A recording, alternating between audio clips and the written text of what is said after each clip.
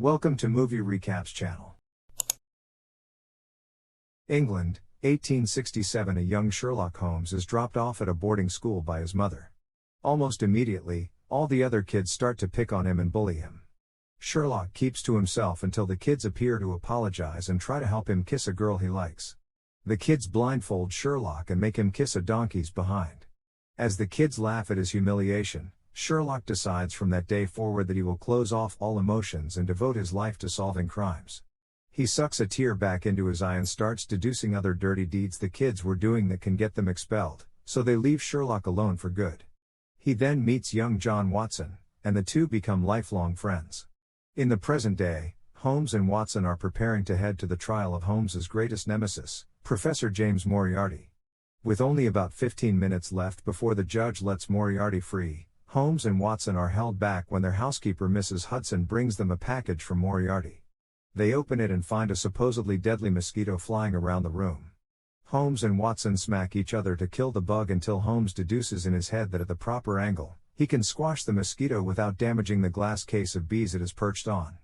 Holmes splats it, but his theory is wrong, and the case breaks, releasing the swarm of bees upon the room. The judge is about to let Moriarty free until Holmes and Watson arrive in the nick of time. Holmes gives his testimony, concluding that the man standing trial is not guilty because it is not Moriarty. He is someone named Jacob Musgraves, set up to take the fall for Moriarty, and Holmes states that he could not have carried out any murders that Moriarty is guilty of because Musgraves has a tremble in his hand caused by too much wanking, and that the real Moriarty is heading to America. Inspector Lestrade argues with Holmes that letting this man free will only lead to more murders, but Holmes brushes off Lestrade's warnings. Holmes and Watson are invited to Buckingham Palace by Queen Victoria. It turns out to be a surprise party for Holmes, though Watson makes it weird because he is infatuated with the Queen. They bring out a giant cake shaped like a magnifying glass, only for Holmes and Watson to cut into it and find that there is a corpse inside, along with a note from Moriarty stating that he will kill the Queen in 2 days' time. Lestrade takes the time to chide Holmes for failing to stop Moriarty. Holmes and Watson go to the morgue for an autopsy on the corpse.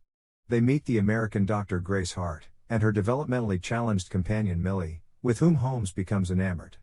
Watson joins Grace for the autopsy, where he tells her that he wishes Holmes would view him as a co-detective. They start to clean the frosting off the corpse, which then turns weirdly sexual. After Lestrade arrives, Watson concludes that the cause of death is indeterminable. Back home, Holmes poisons Watson to prove his theory that the victim was poisoned. He figures that the poison must have come from a man named Gustav Cringer. They travel to a seedy part of London to get a lead. After one failed lead, they follow two tattooed men who got their ink done by Gustav. They head inside a building where they find Gustav, as well as Moriarty.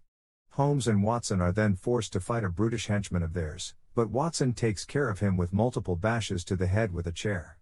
Before Gustav can give Holmes the information he desires, he is stabbed in the back by Moriarty. Holmes grabs the knife and throws it at Moriarty, who is then revealed to be Musgraves again. Queen Victoria visits Holmes and Watson to stress how urgent it is that they find the true killer. The two then try to get a self-photograph with the Queen, but Watson accidentally knocks her out with the oversized camera and they think she's dead. They start to panic as the guards outside are banging on the door, but Victoria wakes up before the guards suspect foul play. Holmes and Watson go seeking help from Holmes's brother Mycroft. The two try to communicate telepathically, which Watson tries to get in on, but he is sent to a room with other rejected companions, including the Elephant Man. Mycroft helps Holmes figure out that the killer is someone who is always near him and knows every facet of his life. Holmes gathers his closest associates together, along with Grace and Millie, to tell them all that he believes the killer to be Watson. Watson is then arrested and sentenced to hang for his crimes. Soon, Holmes realizes what a terrible mistake he's made, and he opens his emotions for the first time in years after he feels terrible for condemning his best friend. This leads to an over-the-top musical number in which Holmes and Watson sing their love for each other, and Holmes saying that he pushed Watson away because he thought he was losing him to Grace. Watson then has a visitor in his cell who brings him red velvet cake. Holmes gets help from the street children to help save Watson. He finds Watson's cell empty except for the plate with cake crumbs. Holmes figures that the killer is none other than Mrs. Hudson, as she makes that cake, and it's Watson's favorite, so he wouldn't leave crumbs unless it was to send Holmes a message. Sure enough, Mrs. Hudson has Watson prisoner and is forcing him to write a negative story on Holmes before carrying out her plan to kill the Queen under orders from her father, Moriarty. The murder is set to take place on the Titanic, where the Queen and other guests will be targeted. Mrs. Hudson waits outside on a boat with her henchmen. Holmes finds Watson tied to the gears inside a clock. He apologizes to his best friend, not realizing Watson is begging to be cut loose. The two then head to the main room where they find a rare drum that they figure must contain the bomb. Holmes tries to come up with a plan to stop the bomb, but he keeps getting distracted by thoughts of Millie. Watson then decides to charge through the room and rip through the drum and pull the bomb out. He throws it out the window where it lands in Mrs. Hudson's boat and blows her and her henchmen up. The Queen commends Holmes for solving the case, but he gives credit this time to Watson for helping him.